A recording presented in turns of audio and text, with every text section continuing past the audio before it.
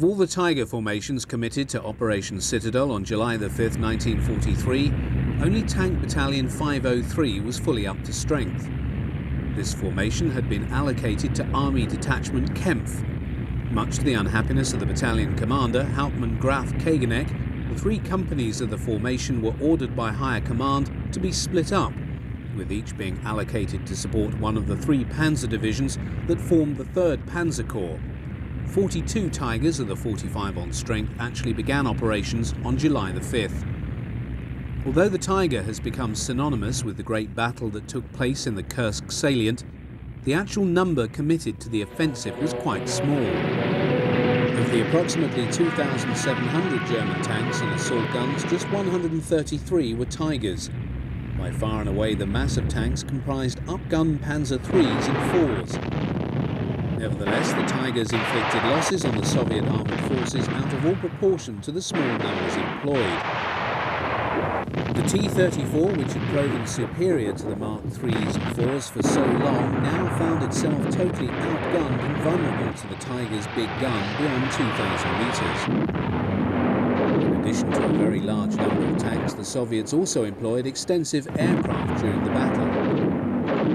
Throughout its course, German ground formations found themselves frequently under attack from Soviet ground attack units, the bulk of which were flying the Ilyushin IL-2 Sturmovik. Many German armoured units advanced with support provided by mobile anti-aircraft units operating 20mm and 37mm flat guns. While travelling inside a Panzer III, a German war correspondent describes his experience of a Tiger tank battle.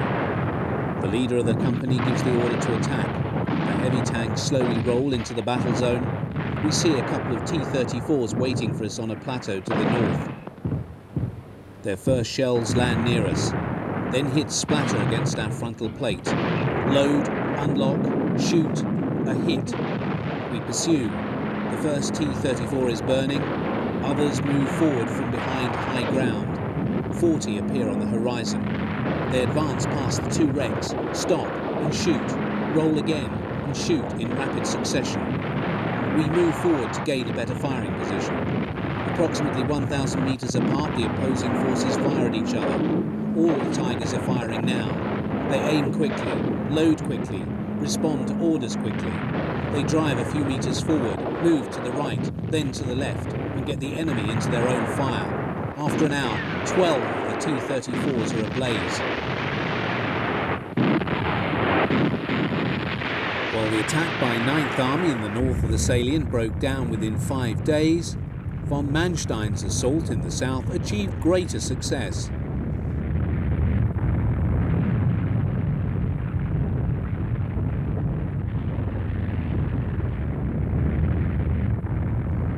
The climax of the offensive was the great tank battle at Prokhorovka between the 3 Panzer Grenadier divisions of the SS Panzer Corps and General Pavel Rotmistrov's 5th Guards Tank Army.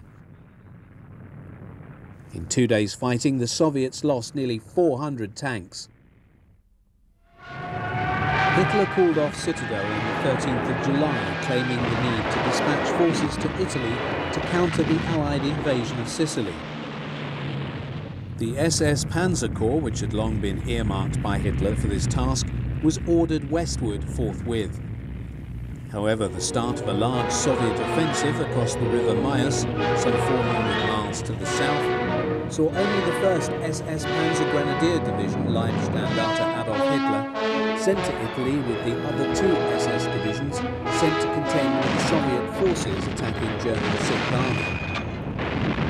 Before departure, the Leibstandarte passed their armour over to the other 2 SS divisions, Das Reich and Totenkopf, and other armoured units. The equivalent of 2 Panzer Corps were allocated to the Mayas front.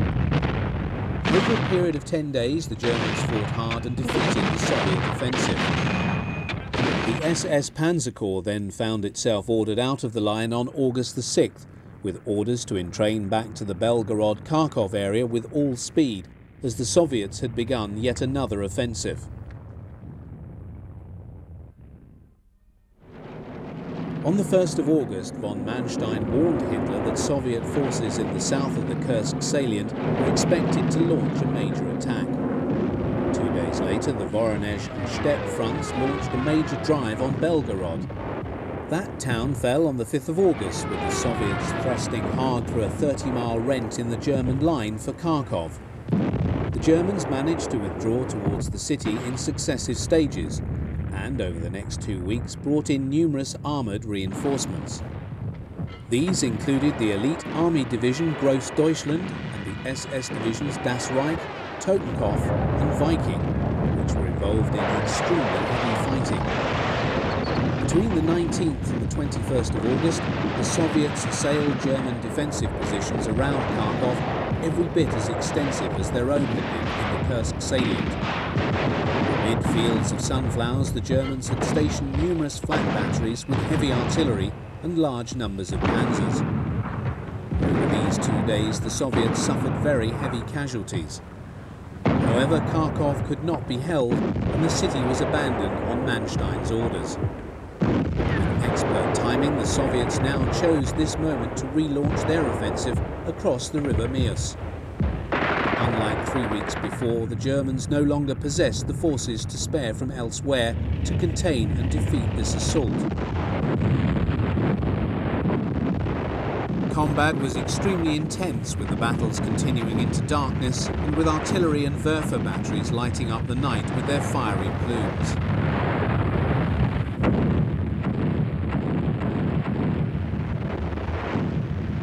It was only in September that a very reluctant Hitler conceded to von Manstein's demand and agreed that the Donetsk region should be abandoned and the German forces begin a major retreat to the river Dnieper. Sixth Army was to retreat to the river but hold a line south to the Melitopol and thus retain access to the Crimean Peninsula. All other formations were to head post-haste to the Dnieper and attempt to hold the Soviets on that line. The vital concern was to slow down the rapidly advancing Red Army and stop them getting to the bridges over that river first. To delay the enemy advance, Manstein now gave orders for a total scorched earth policy in the wake of the retreating Germans. Everything had to be moved. People, animals, anything that could give succour to the advancing Soviets was taken by the Germans with them. That which remained was destroyed. Every village, bridge, railway line was either blown up or put to the torch, as indeed were the unharvested crops in the fields. Manstein deemed this policy essential in order to save his army group from destruction. After the war, it would place him in the dock as a war criminal.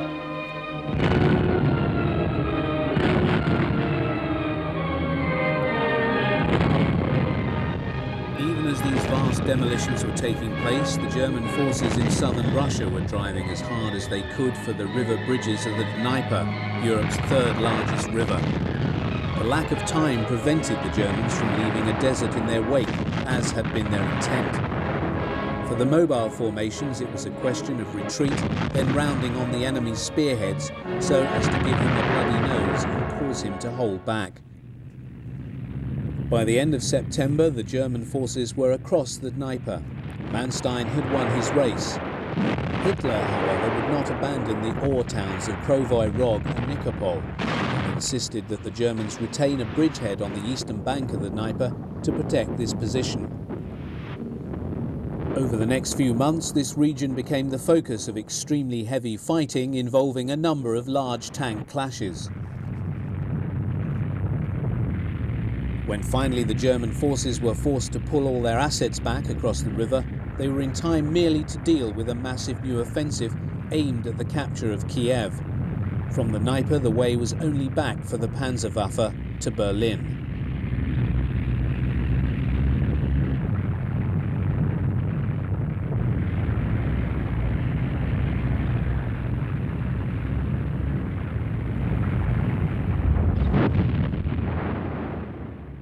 Even as the German tank arm retreated westward, it fought numerous battles with the Red Army's tank forces.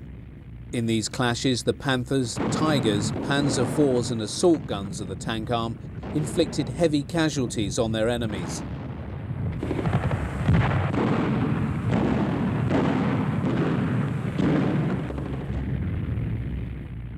The road to Berlin would not be easy for either combatant. Throughout the period 1933-1945, the German army produced numerous training films. This example was made in the months following Operation Citadel in July 1943. Its purpose was to help new tank crews cope with Soviet fixed defences of the sort encountered by the German tank forces in the Great Offensive in the Kursk salient. It was also produced to help crews training on the still new Panther medium tank understand how it could be employed under such conditions. The Panthers used in this training film are mainly of the first variant, the Model D, while others are of the early A model. The primary anti-tank gun used by the Soviets throughout the war was the very effective 7.62 centimetre design known to the Germans as the Crash Boom. This was employed in huge numbers and mass batteries at Kursk in fixed defences called pack fronts. The frontal armour of the Panther was impervious to this weapon, but it was vulnerable on its flanks where the armour was much thinner.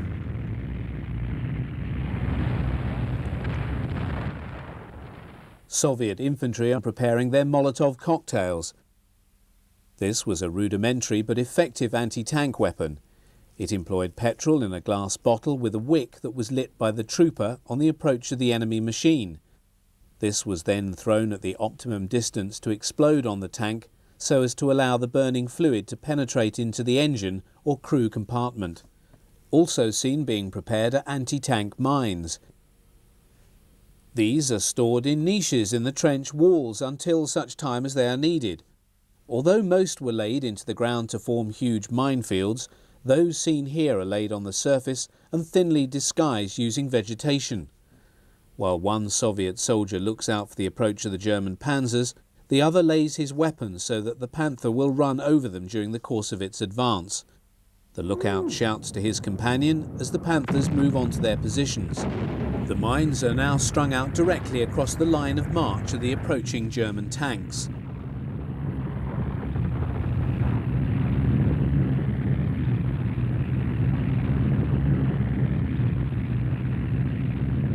The gunner views the approaching Soviet positions through his sight .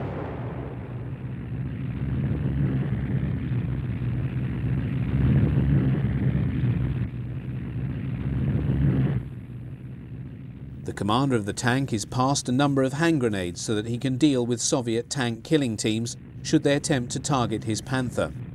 Another member of the crew takes down an MP-40 machine pistol from its mount on the turret wall and loads it with a magazine and stores it in readiness.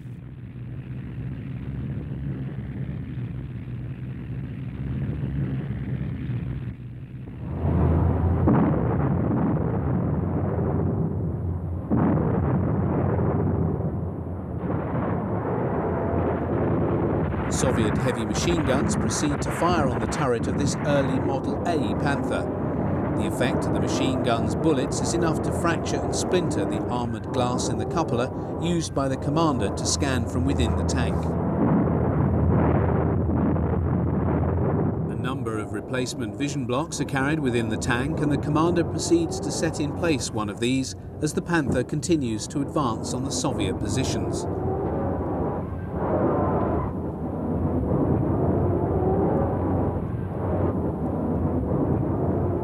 The gunner observes the approaching Soviet positions in order to locate a target for the 75mm main gun.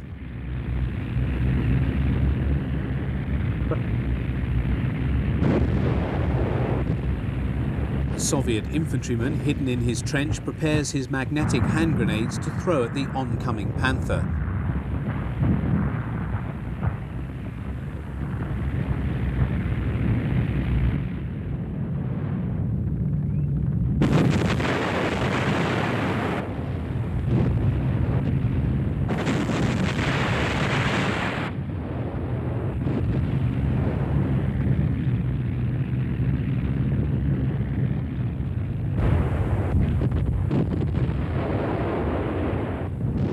Another soldier throws a Molotov cocktail. This is observed by the driver of the Panther when it smashes on his armoured visor. He brings the tank to a rapid halt, and he replaces the vision block on his driving position.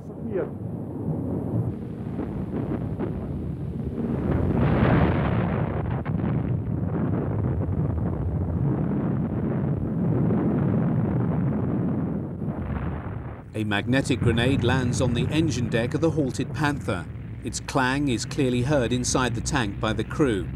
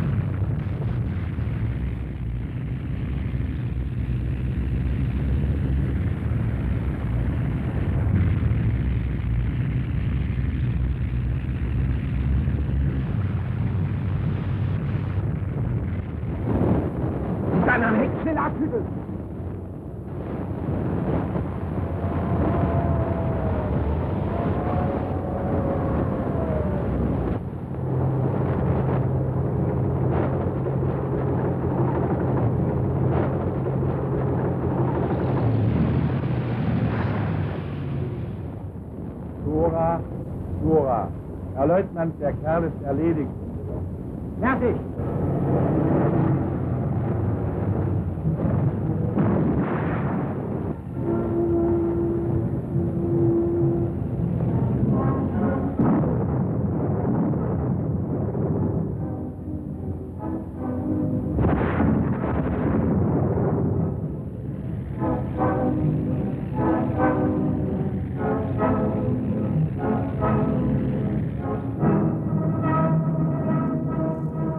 This method of collapsing occupied trenches was used by many German tank crews in the Battle of Kursk.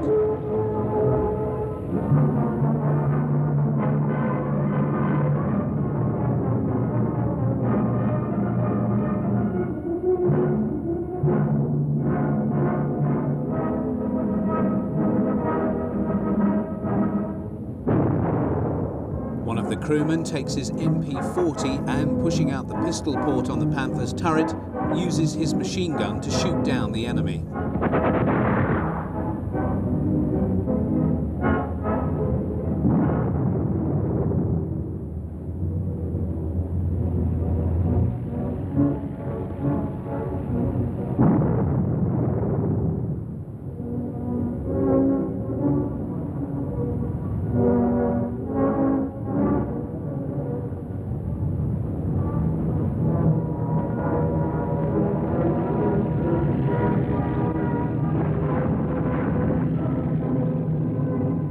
Molotov cocktail lands on the engine deck and the burning fuel runs down into the cooling vents.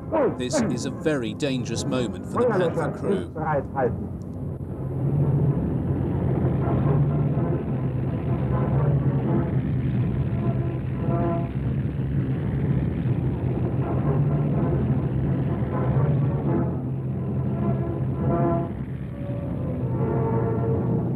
With the battle won, the Panthers assemble as if on parade, an interesting mixture of training film and propaganda.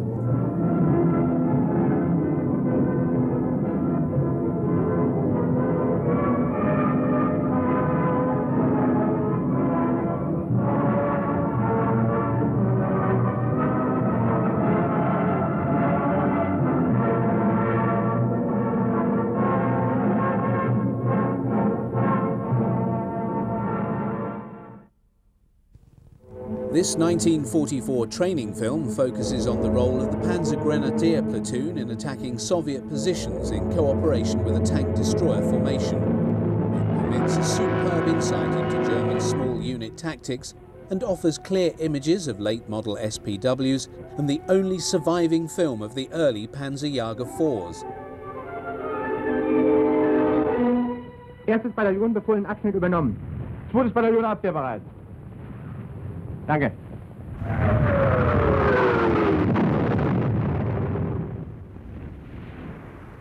Zu kurz. Ja, wir werden eine ganze Menge zu tun kriegen hier.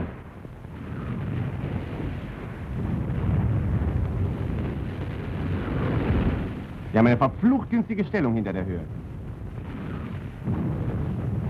Hauptmann Schütze, Sie stellen einen S-Zug, dazu den Funkwagen des Kompaniechefs zur Verbindung mit mir ab. Ein Zug Panzerjäger 4 und eine Flammgruppe sind bereits von mir verständigt. Die Eingreifreserve wird sofort ausgeschieden. Der befohlene SPW-Zug auf dem Marsch zum Bereitstellungsraum der Eingreifreserve. Fallen Sie langsam. Ich dachte, wir fahren geradeaus über die Richtung. Denken kannst du, aber richtig geht. Braucht ja nicht jeder gleich zu wissen, wo wir hergefahren kommen sind. Halt!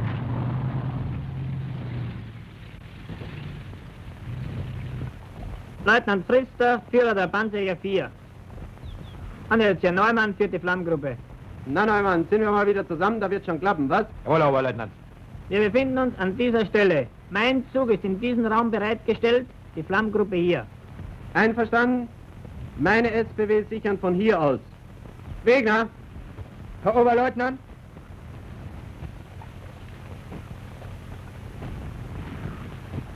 Sie übernehmen das Kommando und stellen den Zug nach dieser Skizze auf.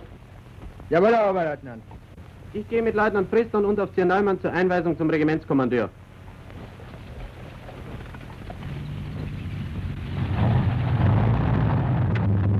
Der Bereitstellungsraum der Eingreifreserve liegt 4 Kilometer hinter der Front in der Mitte des Regimentsabschnittes, also außerhalb der Reichweite der feindlichen Artillerie.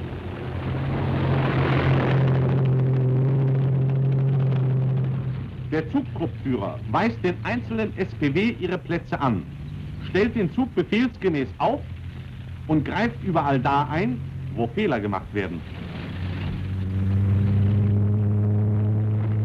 50 Meter links!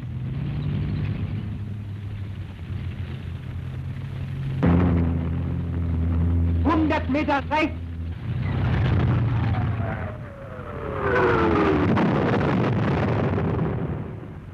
So ein Mist!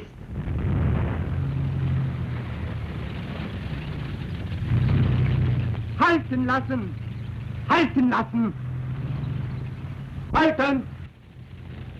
Was ist los? Wo wollen Sie denn dahin? In Deckung fahren, Herr Felfegel. Ja, Mensch, sehen Sie denn nicht, dass Sie Ihre eigene Tarnung über den Haufen fahren? Los, kommen Sie!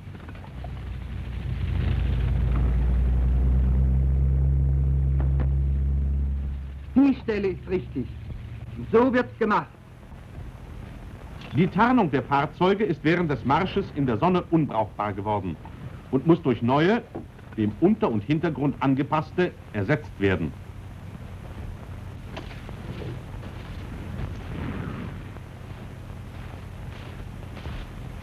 Ein reinlicher Mensch. Na, mal nicht so heftig. Aber von Spuren keine Spur, Herr Feldwebel. Und ihr verschwindet in den Wald. Kolb, kommen Sie mal her. Herr Feldwebel? Sehen Sie hier irgendwo einen Wagen? Merken Sie sich, Kolb. Lieber 10 Meter zu weit im Wald, als wie 1 Zentimeter zu weit draußen. Zurückstoßen lassen. Ihre Züge und die Flammgruppe sind Eingreifreserve unter Führung von Oberleutnant Kehl. Wir befinden uns auf der Höhe 375, Norden, in Richtung auf diese Birke. Lage. Der Feind greift mit Infanterie- und Panzerkräften die hart umkämpfte Stellung des Regiments erneut an. Das Regiment verteidigt sich westlich Alexandrowka und Simonowitschi mit Front nach Nordwesten und hat den Auftrag, Feinddurchbruch an die Rollbahn Sagorice-Kostelec zu verhindern. Der Feind hat an 3 Stellen günstige Angriffsbedingungen, und zwar durch die Senke rechts, durch die Mulde in der Mitte bei 7. Kompanie und von dieser kahlen Höhe aus. Außerdem müssen wir mit Angriffen an den Trennungslinien unserer Nachbarn rechnen. Für alle 3 Fälle und für die Einbrüche an den Grenzen des Regiments ist erstens zu erkunden die gedeckten Annäherungsmöglichkeiten, zweitens Verbindung aufzunehmen zu den Führern der vorne eingesetzten Kompanien. Drittens, zu überlegen, die Kampfführung zur Bereinigung eines erfolgten Feindeinbruches. Verantwortlich dafür sind Sie, Merkel. Es ist jetzt 8:13 Uhr. Um 12 Uhr melden Sie mir Ihre Ergebnisse hier. Wiederhole. Erkundung, Verbindung aufnehmen, Kampfführung überlegen. Danke.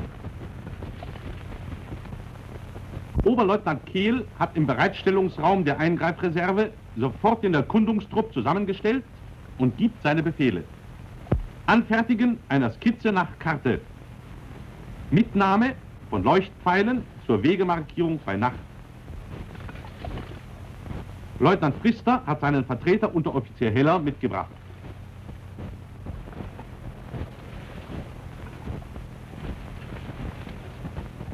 Während der Feldwebel Wegener den erkundeten Anmarschweg in der Skizze festzuhalten hat, ist der Obergefreite Peter als Melder mit der Markierung des erkundeten Weges im Gelände beauftragt.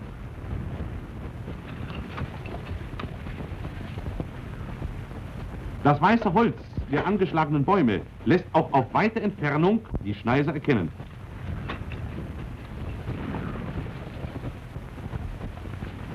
Bei Benutzung dieser Schneise als Annäherungsweg ist Wegeverbesserung notwendig.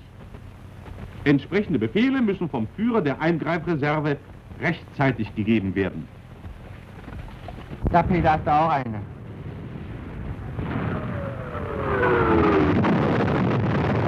Ich glaube, die da drüben haben was gegen uns. Wegner, Herr Oberleutnant, zeigen Sie mal die Skizze. Ich gehe mit Leutnant Pfister zum Kompaniechef. Sie warten mit den anderen hier auf mich. Jawohl, Herr Oberleutnant, wir warten. Alles hier rumkommen. Donnerwetter, ganzer Zug, 2 Gruppen feuern. Na, liegt das Feuer gut? Wollen Sie mal durchsehen, Herr Oberleutnant?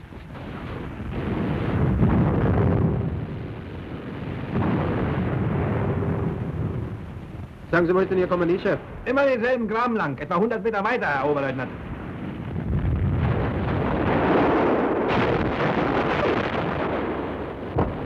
Verbindungsaufnahme mit dem Chef der 6. Kompanie. Näher als 400 nicht herankommen. Aber er hält dauernd Verstärkung. Feindpanzer sind nicht wieder aufgetreten. Ja. Wenn Sie uns helfen müssen, was ich zwar nicht annehme, dann können Sie am besten vollkommen und durch dieses Waldstück gedeckt dem angreifenden Feind überraschend in die Flanke stoßen. Ausgezeichnet. Dabei können Sie mich mit Ihrem Panzerjäger durch Feuer vom Wald nördlich der Straße nach Simonovice unterstützen. Außerdem habe ich noch 2 SMG beiderseits des Teiches eingesetzt, die die Mulde aus der Tiefe mit ihrem Feuer beherrschen. Als Annäherungsweg empfehle ich nicht den von Ihnen begangenen, sondern hier.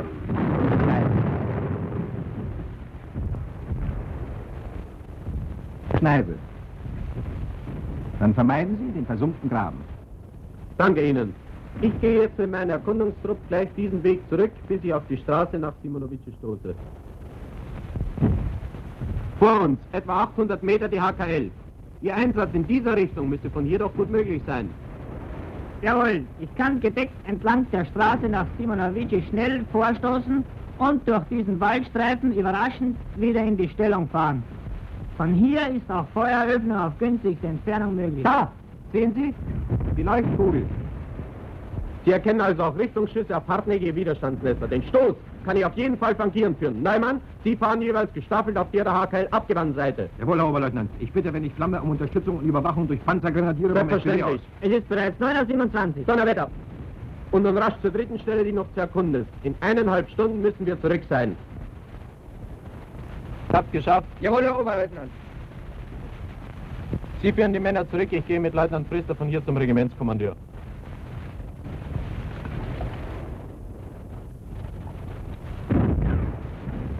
Erkundung und Verbindung Aufnahme durchgeführt, Kampfpläne anhand dieser Skizze festgelegt. Beobachtungsgraben ausgebaut. Gut. Kommen Sie.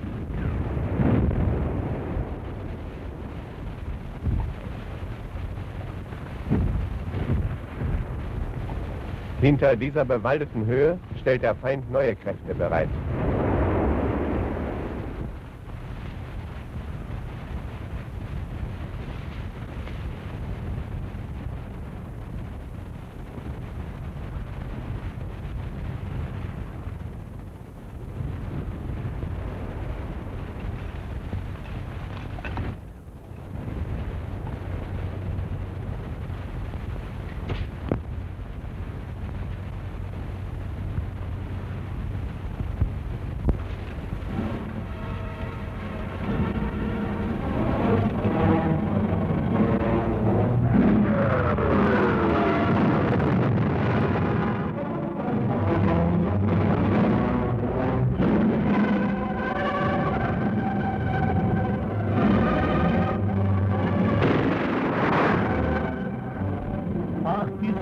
Сын, сволочь такая! Огонь! Готов.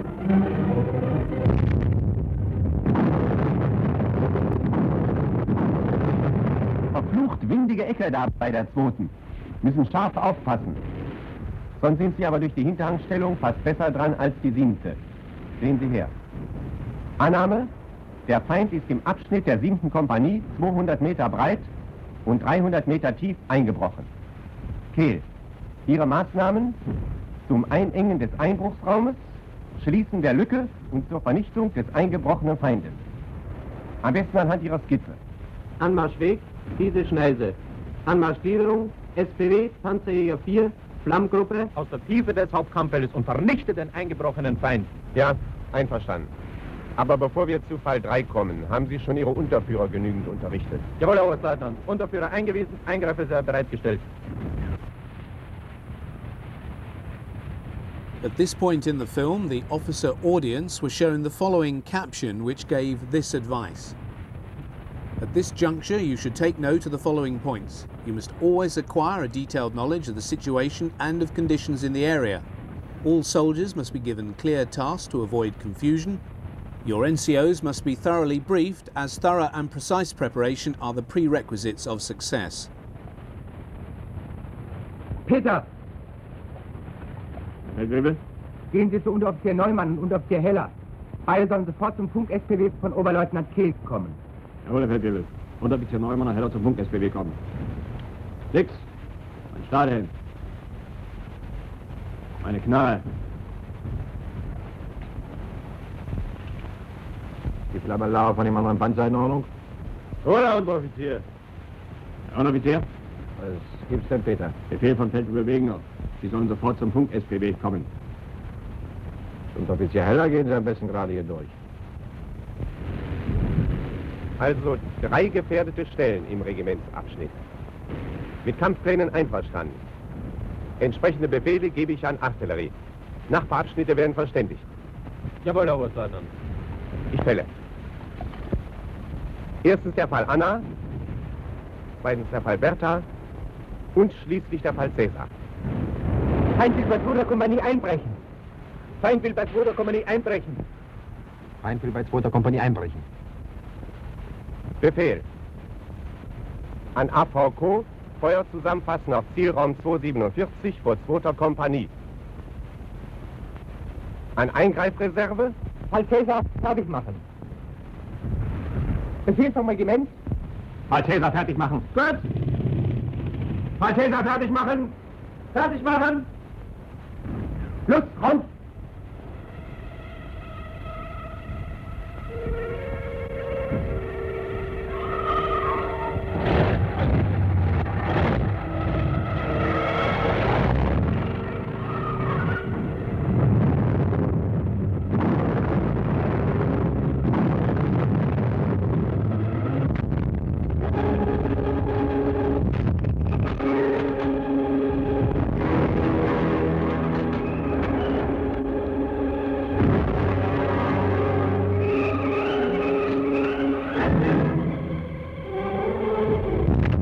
Laufwechsel beendet. Feuer frei.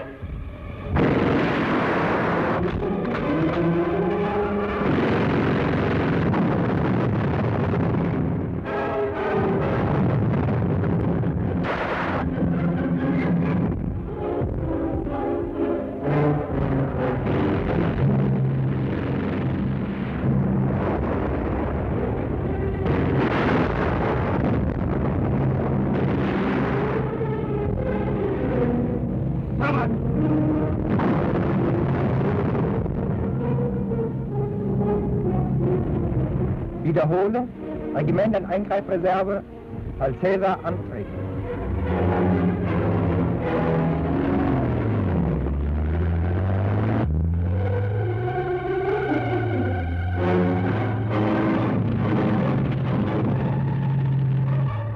Die Eingreifreserve tritt an und gliedert sich in der für Fall Cäsar befohlenen Form.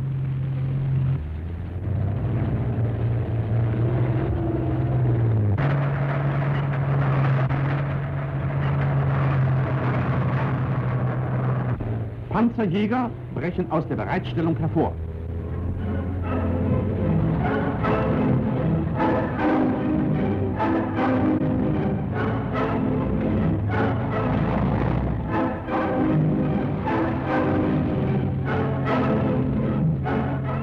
Anmarschgliederung der Eingreifreserve, SPW,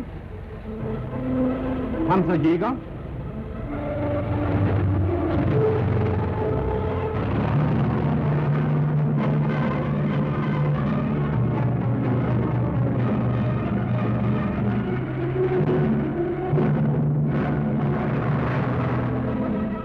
Flammpanzer.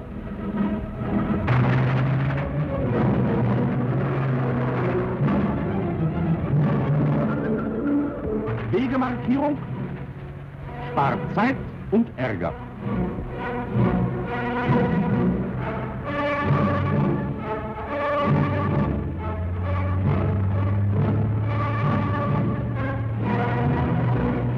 Panzerjäger drehen ab in die erkundeten Sturmausgangsstellungen am Hinterhang.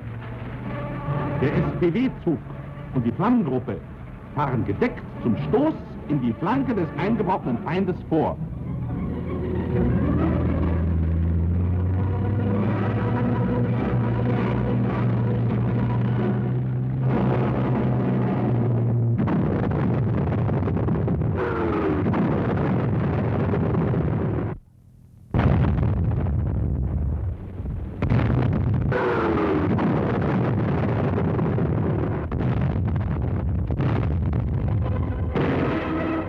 Guck mal!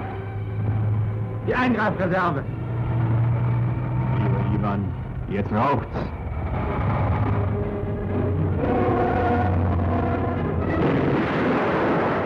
Windhund an alle. Kette.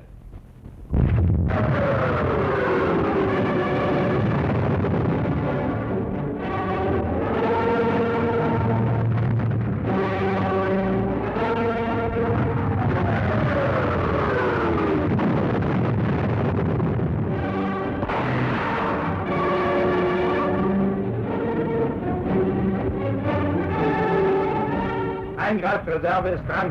Beide Batterien 500 zulegen. Beide Batterien 500 zulegen.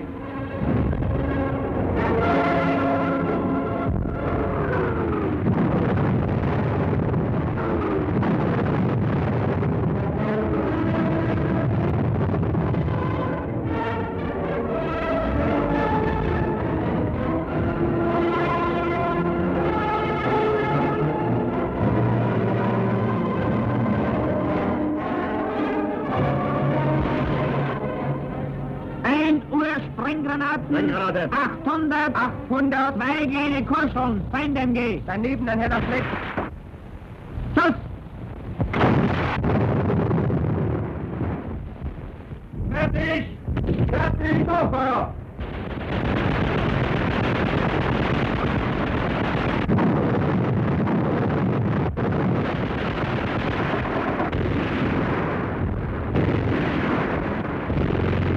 Stoppen! Volle Deckung! Stellungswechsel!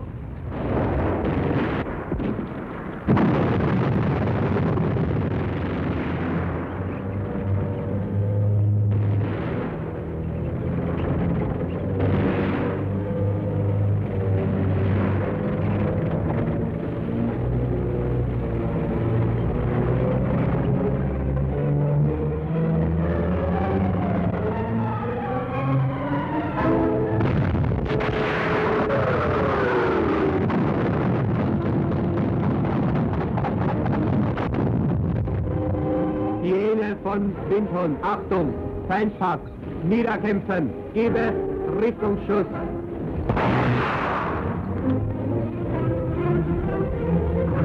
Hygiene verstanden, fertig.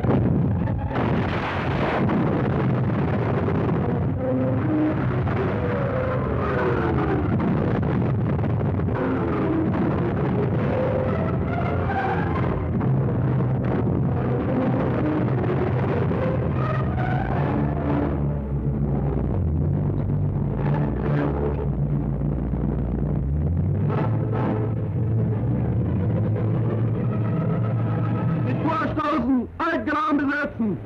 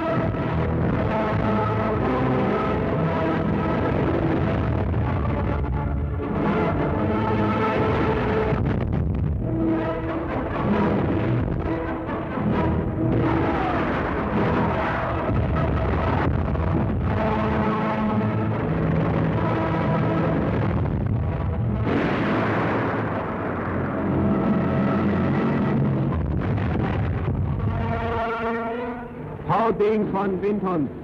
Alte HKL wiedergewonnen. The former mainliner resistance has been regained, the gap closed, and the enemy Alte HKL destroyed. wiedergewonnen. This Lücke successful geschlossen. action was summarized for the Vernichtet officer einen gebrochenen audience with the Feind. following animated tactical Das map. wurde so erreicht.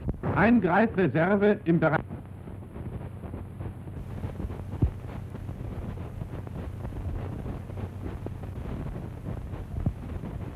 Anmarschgliederung.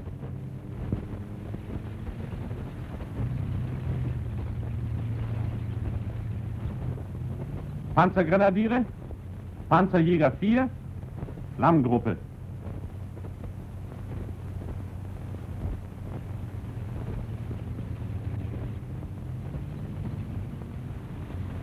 Die Panzerjäger fahren in erkundete Sturmausgangsstellungen und schießen aus Feuerstellungen die Panzergrenadiere vor.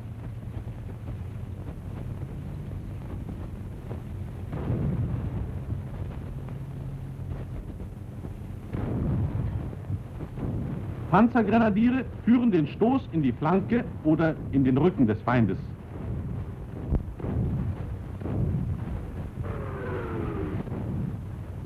Die Panzergrenadiere haben sich dem Einbruchsraum bis an die untere Streugrenze des eigenen Artilleriefeuers genähert.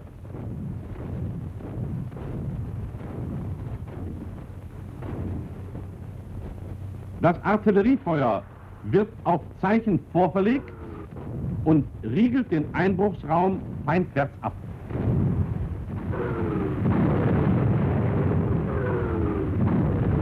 SMG aus der Tiefe und Panzerjäger 4 vernichten Feindziele im Einbruchsraum.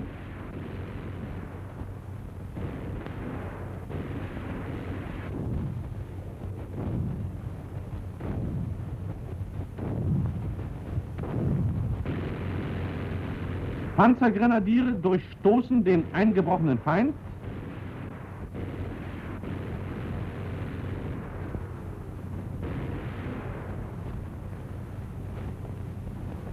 Und setzen sich mit abgesessenen Panzergrenadieren zusammen wieder in den Besitz der alten Hauptkampflinie. Während sich die abgesprungenen Panzergrenadiere zur Verteidigung einrichten, halten die vor der Hauptkampflinie stehenden SPW den Feind aus Randstellungen nieder. Den Schutz gegen Nahkämpfer übernehmen die freigemachten LMG.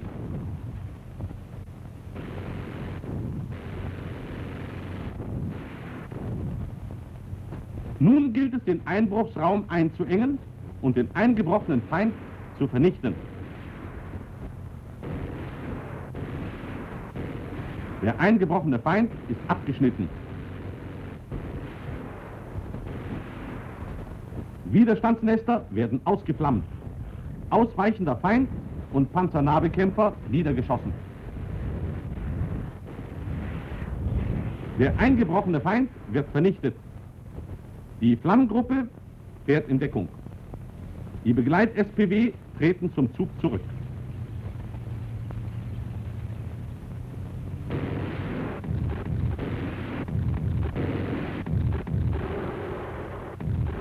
Panzerjäger 4 stoßen vor und decken durch Feuer das Absetzen der SPW hinter die wiederhergestellte Hauptkampflinie.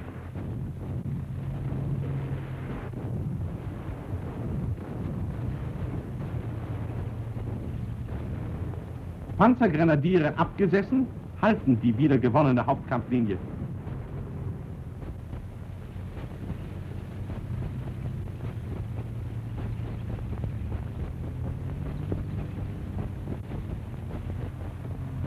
Wechselseitig lösen sich Panzerjäger und SPW vom Feind und fahren hinter Höhe 375 in Deckung.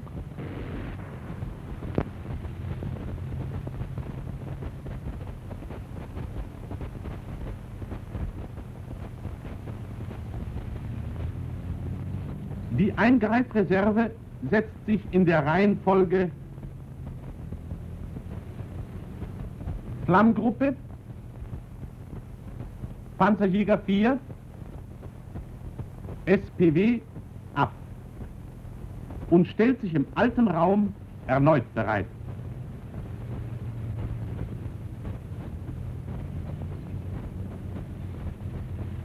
Die Ablösung für den Zug Kehl muss sofort bereitgestellt. Der Führer noch am Tage eingewiesen und die Ablösung selbst spätestens in der folgenden Nacht durchgeführt werden.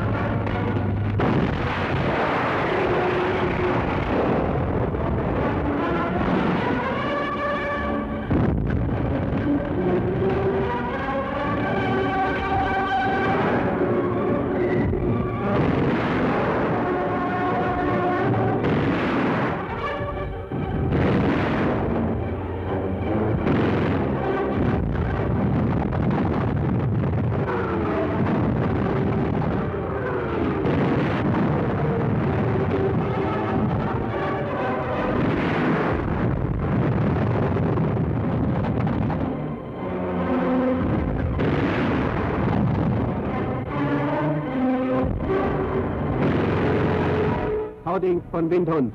Eingebrochener Feind vernichtet, alte HKL wiederhergestellt, abwehrbereit. Worauf es ankommt. Feuer zusammenfassen. Stoß in die Flanke. Schließen der Lücke. Wiederherstellung der HKL.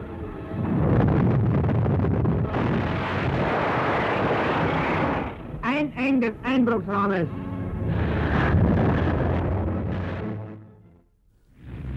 A number of armoured fighting vehicles that served with the German army in the Second World War did not get captured on film. It is possible that some may have been, but the film was destroyed or has been lost since the end of the conflict. In In this short sequence, we are able to see the only surviving footage that exists of two important AFVs. This Jag Panzer 470 Lang has often been seen as a still but never before in moving footage, and is seen here in the Battle of the Bulge.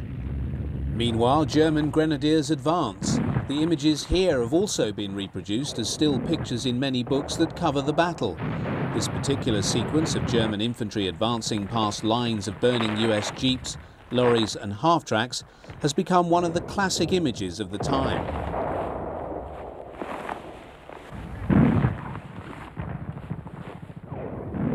And as far as can be ascertained, this is the only film of a very late model Sturmpanzer Brummbauer in existence.